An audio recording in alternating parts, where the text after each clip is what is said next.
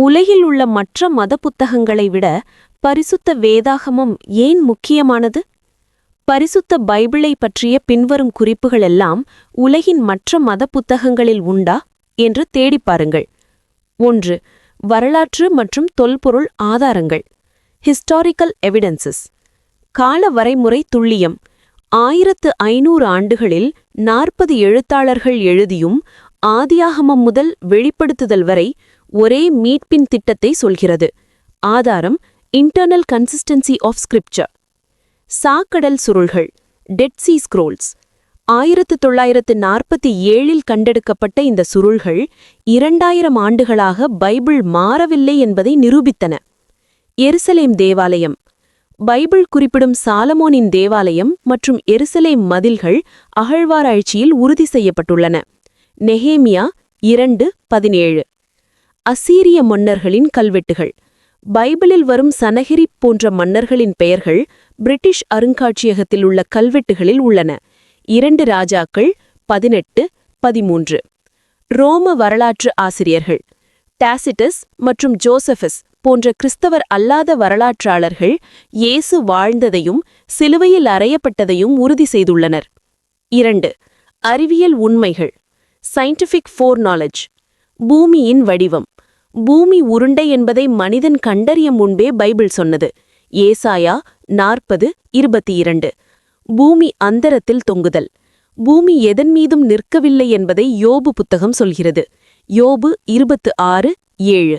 நீர் சுழற்சி. மேகம் மழையாகி மீண்டும் ஆவியாவதை விவரிக்கிறது. பிரசங்கி 1:7. யோபு 36:28. இரத்தமே உயிர். மருத்துவம் கண்டறியும் முன்பே இரத்தம்தான் உயிர் என்பதை பைபிள் கூறியது. லேவியராகமம் 17:11. கடல் நீரோட்டங்கள். மத்தேயு மாவுரி என்பவர் பைபிளை வாசித்தே கடல் நீரோட்டங்களை கண்டுபிடித்தார். சங்கீதம் 8:8. தீர்க்கதரிசனங்களின் நிறைவேற்றம். ப்ராஃபெசிஸ். இயேசுவின் பிறப்பிடம். அவர் பெத்லஹேமில் பிறப்பார் என்று 700 ஆண்டுகளுக்கு முன்பே சொல்லப்பட்டது. மீகா 5:2. மத்தேயு 2:1. கன்னி பிறப்பு. மெசியா கன்னிகையிடம் பிறப்பார் என்ற முன்னறிவிப்பு ஏசாயா 7:14. லூக்கா 1:34-35. துரோகம். இயேசு 30 வெள்ளிக்காசுகளுக்காக காட்டிக் கொடுக்கப்படுவார் என்ற துல்லியம். சகரியா 11:12.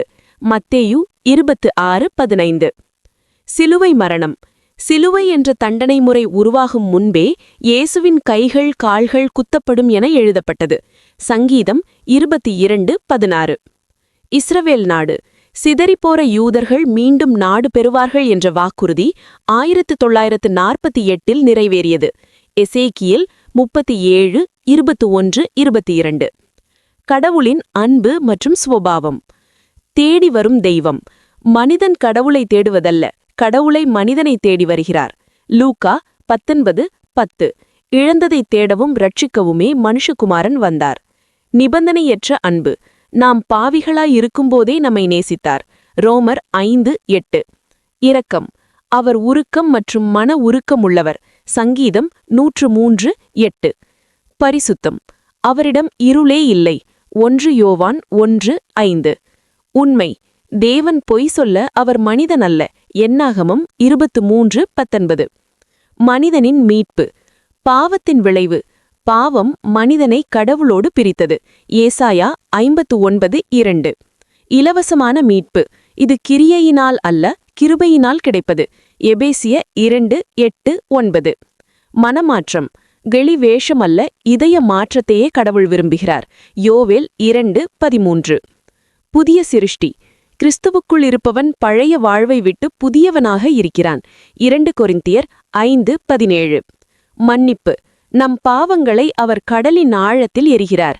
மீகா 7:19. இயேசுவின் தனித்துவம். ஒரே வழி. நானே வழியும் சத்தியமும் ஜீவனுமாய் இருக்கிறேன் என்ற பிரகடனம். யோவான் 14:6. பாவமில்லாதவர். அவர் ஒருபோதும் பாவம் செய்யவில்லை.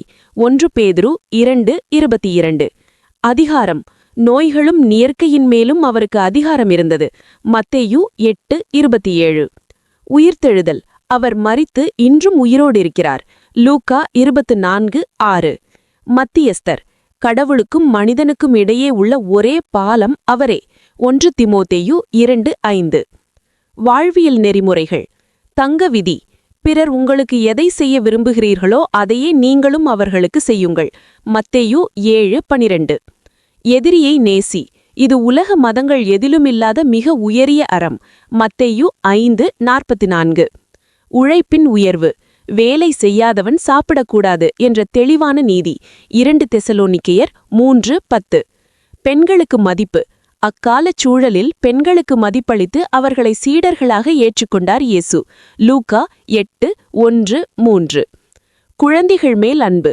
பரலோக ராஜ்யம் சிறு பிள்ளைகளுடையது என்றார். மத்தேயு 19:14. மன அமைதி மற்றும் தைரியம். பயமின்மை. பயப்படாதே, நான் உன்னுடனே இருக்கிறேன். ஏசாயா 41:10.